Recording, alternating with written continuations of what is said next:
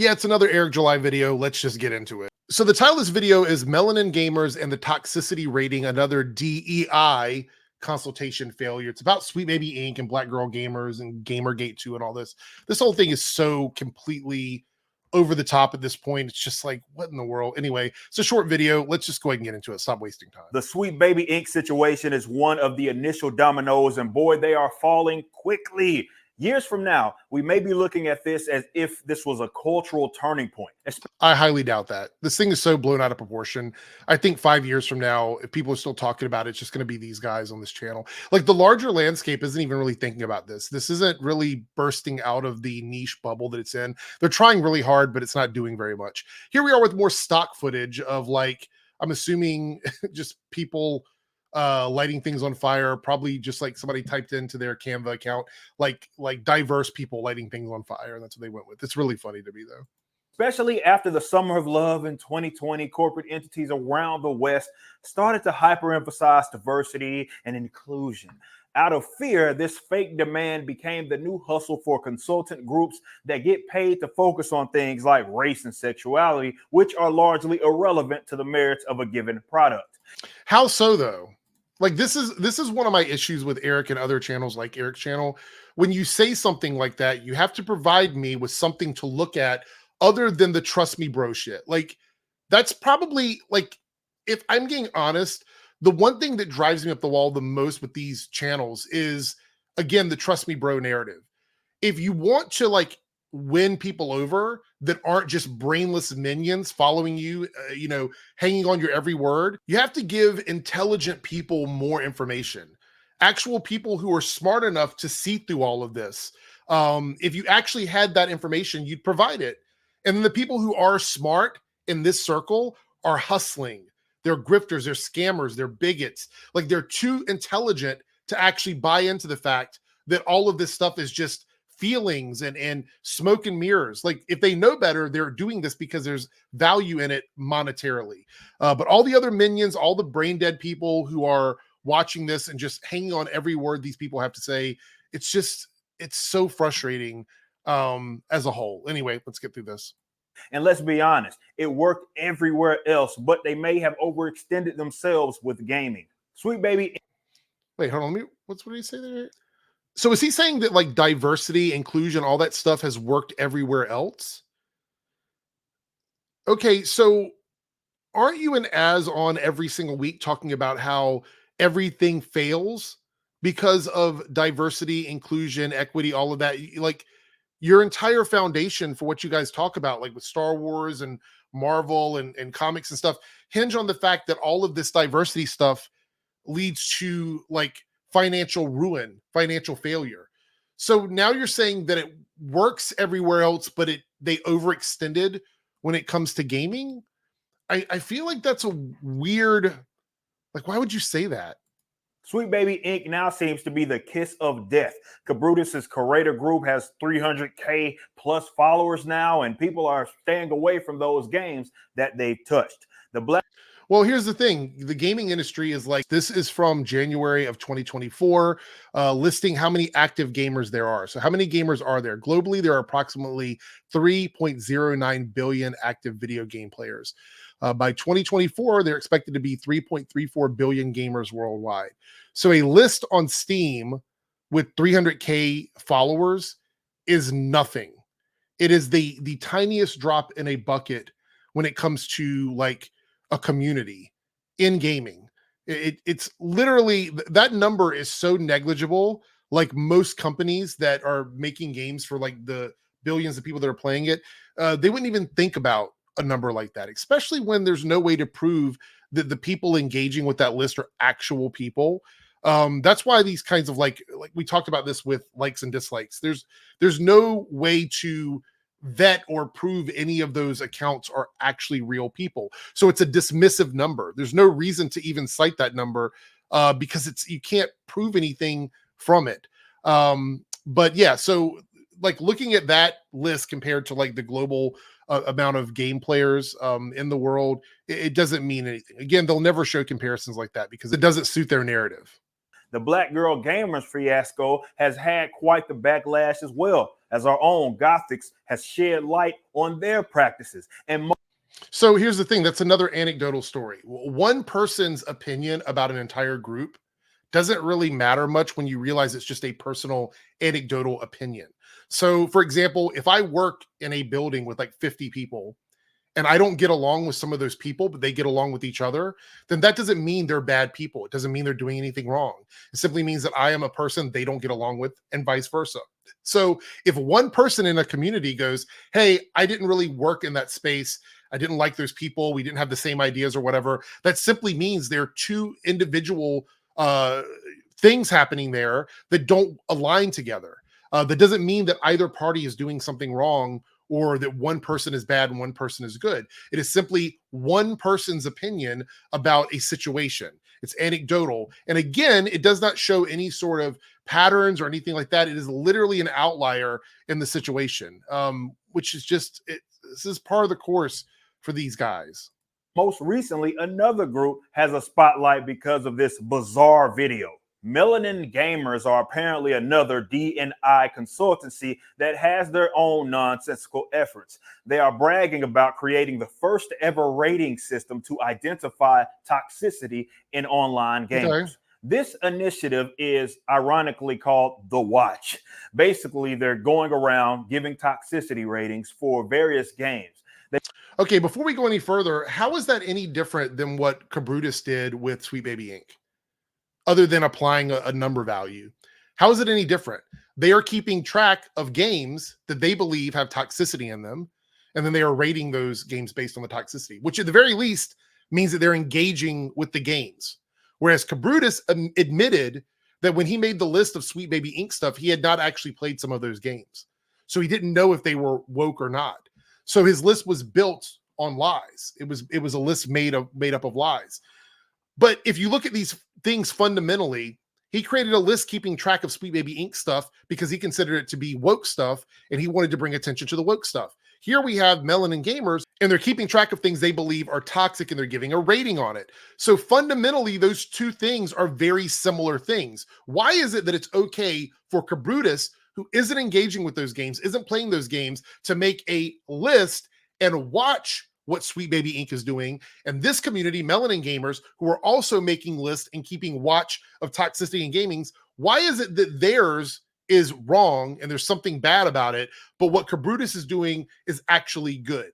How are those two things fundamentally different, except for the fact that one aligns with your values and the other one doesn't?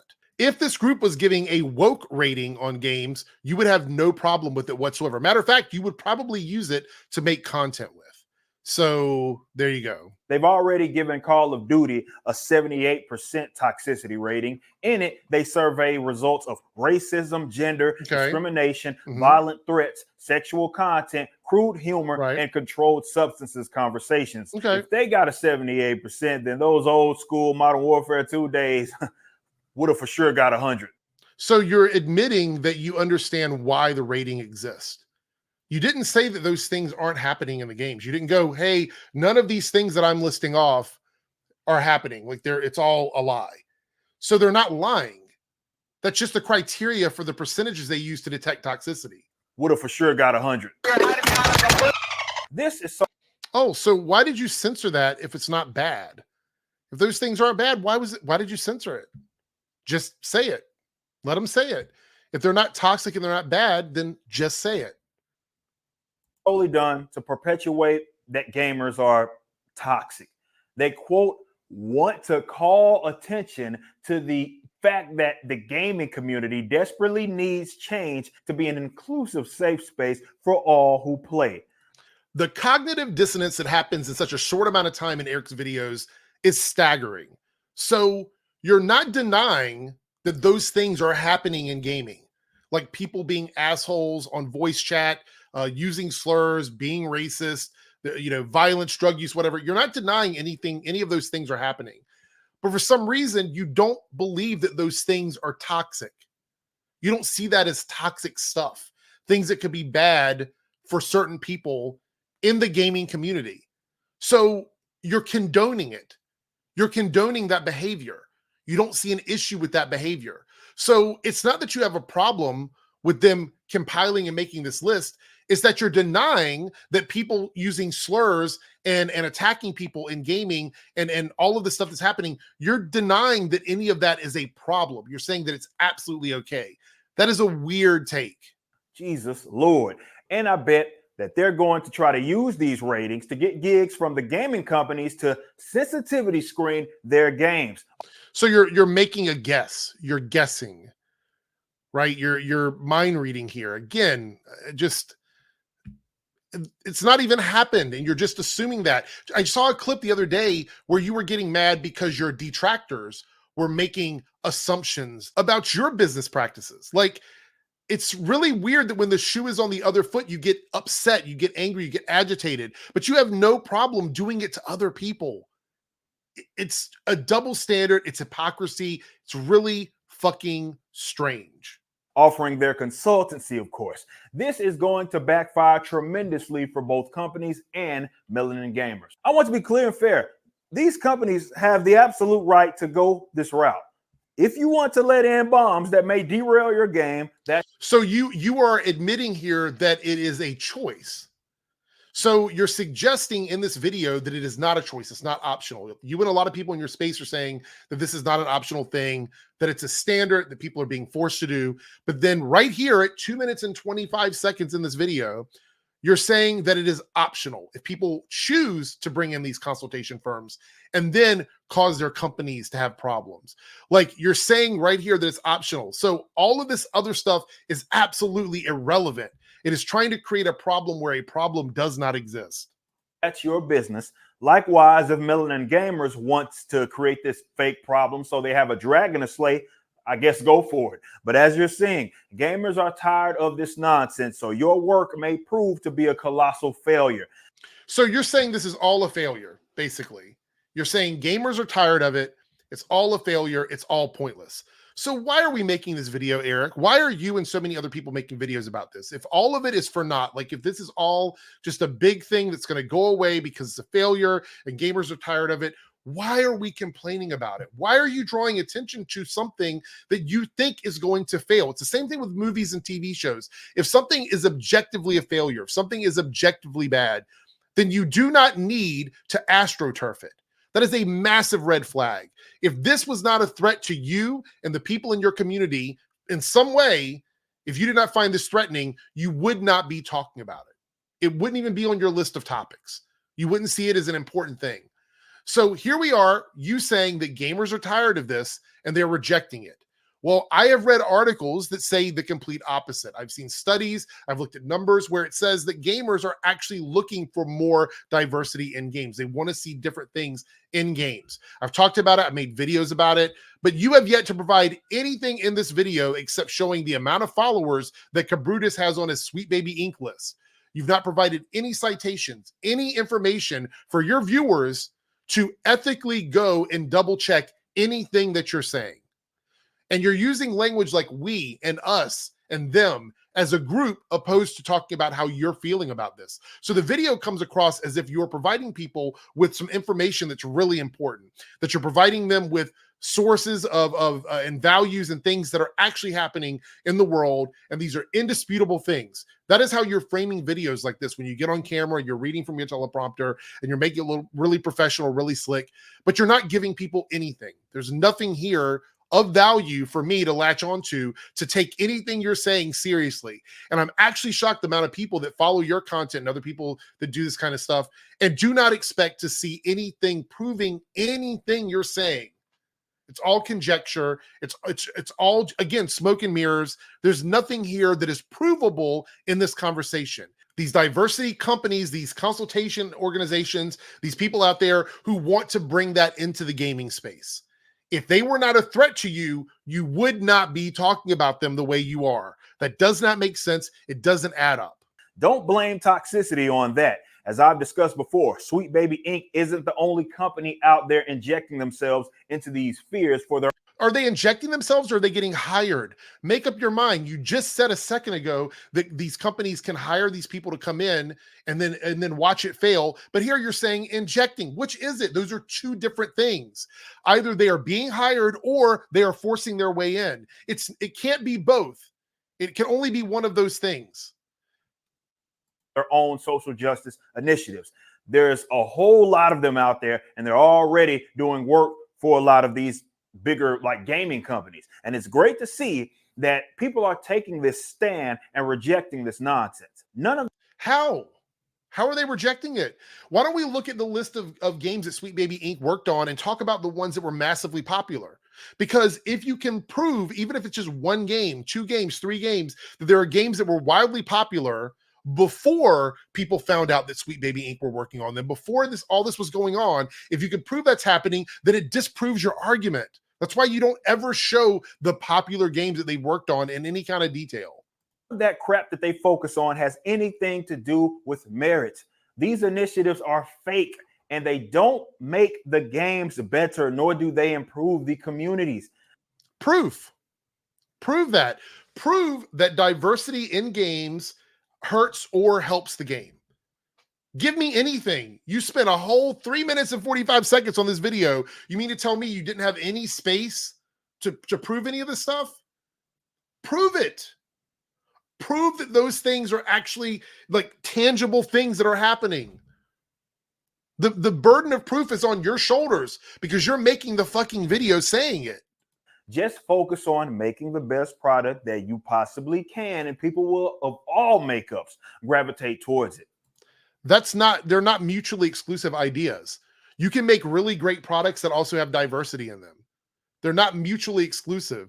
And your smart ass little like head turn and shit like that, it doesn't, like, the people that think that you are this like smart, amazing genius business person that understands everything in the fucking world, they think you are so smart because they're so fucking stupid. That's the reality of it. Like, this video we're 3 minutes and 20 seconds into it, and he's gonna have his outro or whatever. This video is nothing. It doesn't mean anything. It's all so simple. He's still attacking like mainstream comics, mainstream writers and creators and stuff like that. He's still attacking them, even though he has a successful multi-million-dollar comic book business. He has no reason to continue to do that when he is already successful on his side. Doesn't make any sense. The only reason he would do it is because the negativity, the stirring up the hornet's nest. The only reason he would continue to do this stuff is if it actually benefits him financially, because he's the kind of person who says that there's no point in doing things if they are not benefiting you financially. So he would not continue to do all the stuff he's doing if there wasn't some sort of financial benefit for it. And if you watch to the end of this video, make sure you help us dismantle that algorithm that funnels a lot of this content to the top of YouTube's search by joining the revolution, subscribing, liking, and leaving a comment down below. The only way to stop this kind of content from being recommended over and over and over again whenever you search for something is to dismantle it from the inside. That's what I truly believe, and that is what I'm going to try and do over here. So if you want to be part of that change, and you already are by watching this video, please subscribe, like, and comment down below. And I'll see you in the next video.